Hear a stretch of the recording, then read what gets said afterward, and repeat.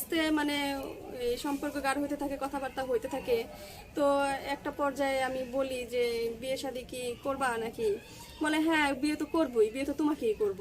তো আমি বলছি যে বিয়ে যদি করো তাহলে আমার বাসায় প্রস্তাব নিয়ে আসো, মা বাবা তো মানে চাচ্ছে যে আমার বিয়ে। আসসালামু আলাইকুম, আমি আইরিন আক্তার। আমার জীবনের ঘটে যাওয়া কিছু কথা আপনাদেরকে আমি জানাতে এসেছি।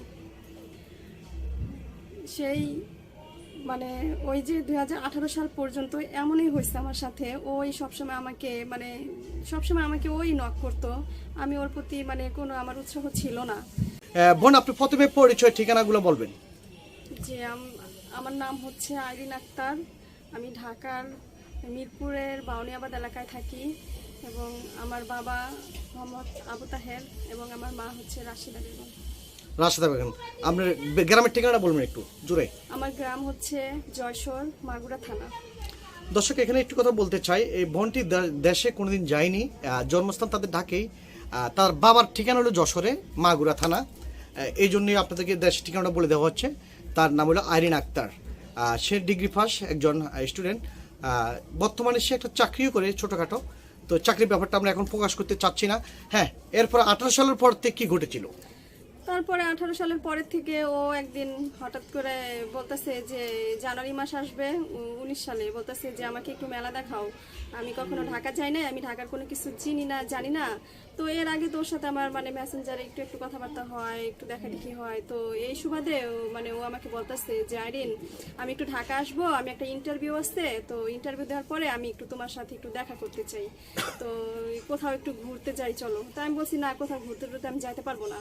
বলতেছে যে দেখো আমি তো কখনোই ঢাকায় মানে কোনো কিছুতে দেখি নাই, আমি একটু বাণিজ্য মেলায় যাব, বাণিজ্য মেলাটা কোথায় হয় আমি চিনিও না, তো তুমি তো ঢাকায় থাকো তাই তুমি তো একটু জানো, আমাকে একটু নিয়ে যাও। পরে আমি অনেকক্ষণ না না করার পরের থেকে পরে ও আমার মানে পিছনে লাগেই আছে যে নিয়েই যেতে হবে। তাই আমি বলছি আচ্ছা ঠিক আছে, তো তুমি আসো, কালকে আসো। আসার পরে তো দেখা যাবে আমি তোমাকে নিয়ে যেতে পারি কিনা। তারপরে নিয়ে গেছি, ও পরে আসছে।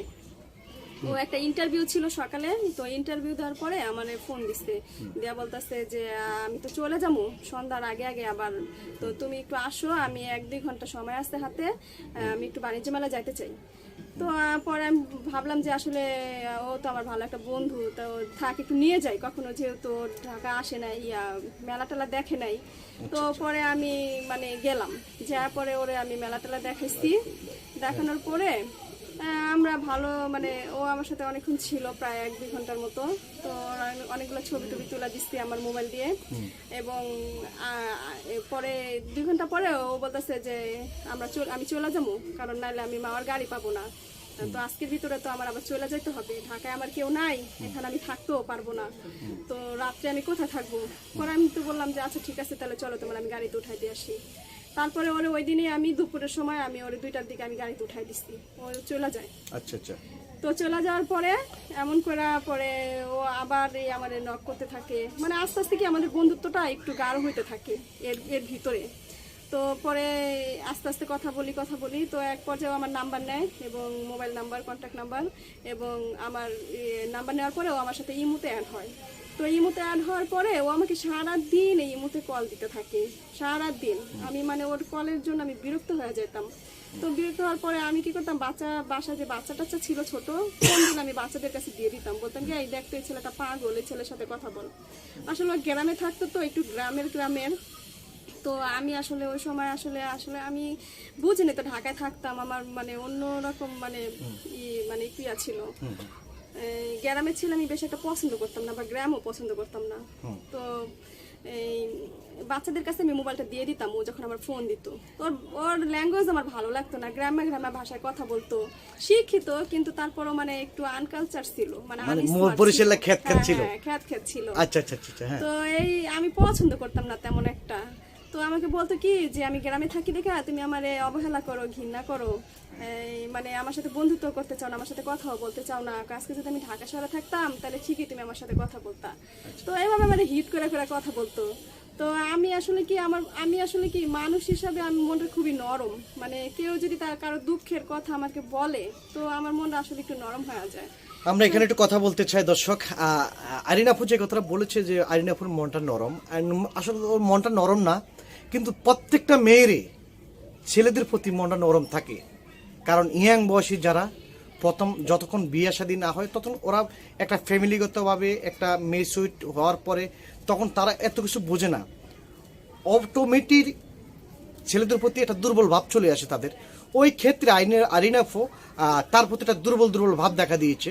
হ্যাঁ, এরপরে তো এরপরে ও আমাকে এইভাবে মানে সবসময় হাট করে কথা বলতো যে গ্রামের ছেলে দেখা পছন্দ করো না, আমরা গ্রামে থাকি দেখা পছন্দ করো না, তোমরা ঢাকা শহরের মেয়ে, তোমরা স্মার্ট মেয়ে, তোমরা স্মার্ট ছেলে পছন্দ করো বা স্মার্ট মানুষকে পছন্দ করো, আমরা ভালোভাবে কথাও বলতে পারি না, তো এই জন্য তুমি পছন্দ করো না, সবই বুঝি। তো আমি বলছি কি যে না, আমি আসলে এরকম না, তারপরে আমার আসলে এরকম না, আমি কারোর সাথে কথাবার্তা বলতে চাই না, বা আমি আমার ফ্যামিলি ছাড়া আমি কারোর সাথে আমার সম্পর্ক হোক এরকম আমি কিছু চাই না, এই জন্য কারোর সাথে আমার একটা ঘনিষ্ঠ যে সম্পর্ক হোক এটা আমি চাই না, এই জন্য আমি আসলে একটু দূরত্ব বজায় রেখে চলতে চাই। তো এইভাবে অনেক দিন যায়, ওইভাবে আমার সাথে কথাবার্তা বলতে থাকে। তো একটা পর্যায়ে বলে আমি একটা মেয়ের অনেক ভালোবাসি, মেয়েটা আমারে পছন্দ করে না, মেয়েটারে আমি চাই ভালোবাসি, কিন্তু মেয়েটা শুধু আমারে ঘৃণা করে, অভিনয় করে, আমারে ভালোবাসতে চায় না, আমি গ্রামে থাকি দেখা। তো এরকম করে সবসময় আমার সাথে কথা বলতো, সব সময়, আর সারাদিন আমাকে ফোন দিতেই থাকতো। তো আমি যখন সময় পাইতাম তখন ফোন রিসিভ করতাম, আর যখন আমি সময় পাইতাম না আমি তখন রিসিভ করতাম না। 10টা 15টা 20টাও কল দিচ্ছে, 30টাও কল দিচ্ছে, আমি রিসিভ করতে পারি নাই। তো এরকম করে আমাকে এই যে 19 সাল পর্যন্ত আমাকে যে এরকম ভাবে আমাকে সবসময় কল দিতে থাকতো। হঠাৎ ঢাকা চলে আসতো, আইসা এই ফোন দিয়ে আমাকে বলতো যে আমি আসছি, তোমাকে আমি একটু দেখতে চাই, তুমি একটু আসো। তো আমি যখন পারতাম আমি একটু যাইতাম দেখতে, আর যখন না পারতাম তখন আমি আর যাইতাম না। তো অনেক সময় এমনও গেছে যে ও 4-5 ঘন্টা ঢাকা আইসা দাঁড়ায় রইছে আমার বাড়ির পাশে, আইসা আমি দেখা করি নাই, ও ওইভাবে চলে গেছে, এমনও অনেকবার হয়েছে। তারপরে এরকম তখন আপনার কাছে মন খারাপ লাগেনি? না, আমার তখন মন খারাপ লাগে নাই, কারণ আমি তো তখন অত ডিপে ঢুকেন না এখনো? ডিপে ঢুকি নাই, কারণ ওর প্রতি আমি তখন দুর্বল ছিলাম না। আচ্ছা। ওই আমাকে সব সময় বুঝাইছে যে আমাকে ভালোবাসে, পছন্দ করে, অনেক পছন্দ করে, এরকম করে ওই আমাকে সব সময় বুঝাইছে। আচ্ছা। তো আসলে কি, একটা মেয়ে যখন দেখতে পারে যে একটা ছেলে তার পিছে লাগাই আছে, এত পছন্দ করে, একটা মেয়ে আমি যতই হার্ড থাকি, যতই কঠিন থাকি, কিন্তু আমি তো বুঝতে পারি যে আসলে ও আমাকে অনেক পছন্দ করে। ঢাকায় অনেক ছেলে ছিল, কিন্তু অনেক ছেলেরাই মনে করেন পছন্দ করতেও, কিন্তু আমি পছন্দ করতাম না, কারণ আমার সবসময় মনের ভিতরে একটাই ছিল যে আমি একটা ভালো ভদ্র ফ্যামিলিগত একটা ছেলে চাই। আসলে ছেলের ইনকাম যাই থাক, ছেলে যদি পড়াশোনা যদি একটু কমও থাকে আমার কোনো সমস্যা নাই, কিন্তু ছেলেটা একটু সামাজিক হলেই হবে। আমি ছোটবেলার থেকে আমার মনের মধ্যে আমার এই চিন্তাধারা নিয়ে আমি বড় হয়েছি।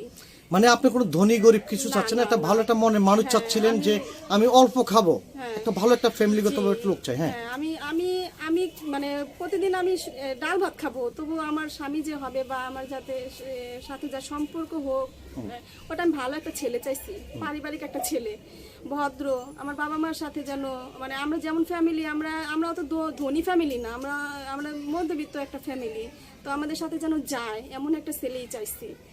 তো ওর আমি সবকিছু দেখছি ওইরকমই, ওরাও অত ধনীও না, ওরা এত শিক্ষিত ফ্যামিলিও না, মোটামুটি আমাদের সাথে ওর সবকিছুই যায়, ওর কথাবার্তা আচরণ এগুলো সব ভালো ছিল, ভদ্র ছিল, ওর কথা শুই না যে কোনো মানুষে ওর একটা ভদ্র ছেলে এটা বলতেই হবে, ওর ভিতরে এমন একটা ছিল, মন মানসিকতা ছিল। হ্যাঁ, তো এরকম করতে করতে প্রায় যে 2019 সালেও চলে যায়।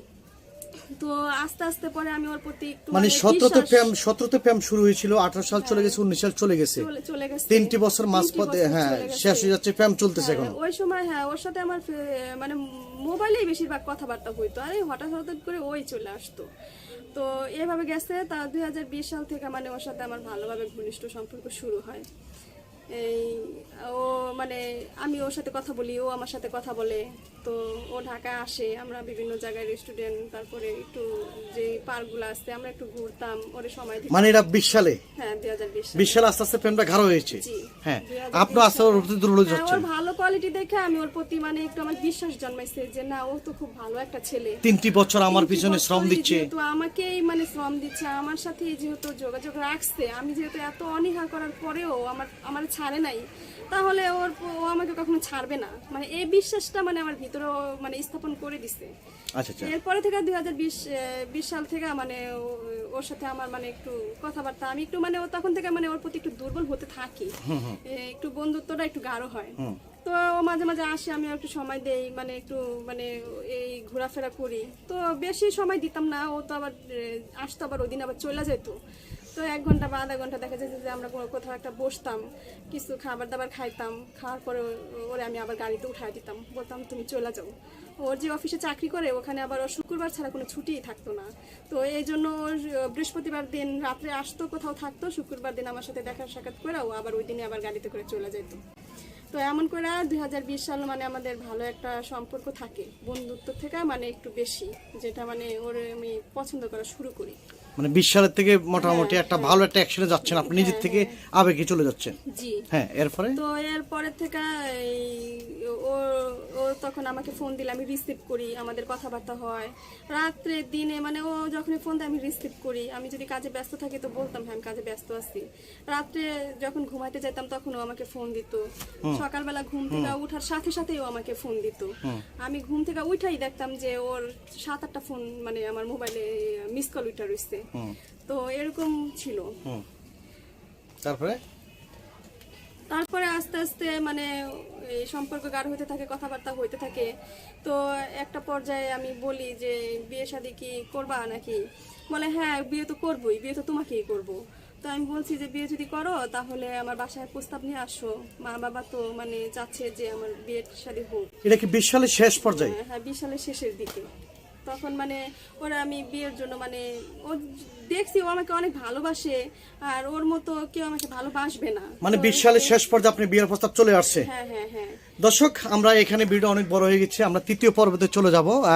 এখন আইরিন আপুর সাথে এবং সবুজ আপনার প্রেমিকের নাম সবুজ না? সবুজ ভাইয়ের সাথে যে 4টি বছর তাদের শেষ পর্যায়ে প্রেমের সম্পর্ক শেষ হওয়ার পরে, তাদের 4 বছর শেষ হওয়ার পরেই তারা বিয়ার প্রস্তাব দিয়েছে আইরিন আপুর কাছে। আইরিন আপুর তখন প্রস্তাব হলো যে আপনারা পারিবারিকভাবে আসেন, আমরা পারিবারিকভাবে আসতে চাই। এটা আইরিন আপুর জীবনের গল্প। তো আমরা এখানে ভিডিও শেষ করতে চাই দর্শক, আমরা এর পরবর্তী আসবো, আমরা এক এক করে আপনাদের সবগুলো ভিডিও আমরা দেখাবো পর্বগুলা। দর্শক, আপনাদের কাছে যদি ভিডিওটা ভালো লেগে থাকে তাহলে আমাদের সার্থকতা। দর্শক, ভালো ভালো ভিডিও পেতে আমাদের চ্যানেল সাবস্ক্রাইব করে দেবেন এবং লাইক কমেন্ট শেয়ার করে দিবেন। একটি কথাই বলতে চাই, 5 ওয়াক্ত নামাজ পড়বেন, দিন শেষে একটি ভালো কাজ করবেন। আমাদের নেক্সট পর্ব দেখার আমন্ত্রণ জানিয়ে এখান থেকে বিদায় নিচ্ছি। আল্লাহ হাফেজ, আসসালামু আলাইকুম।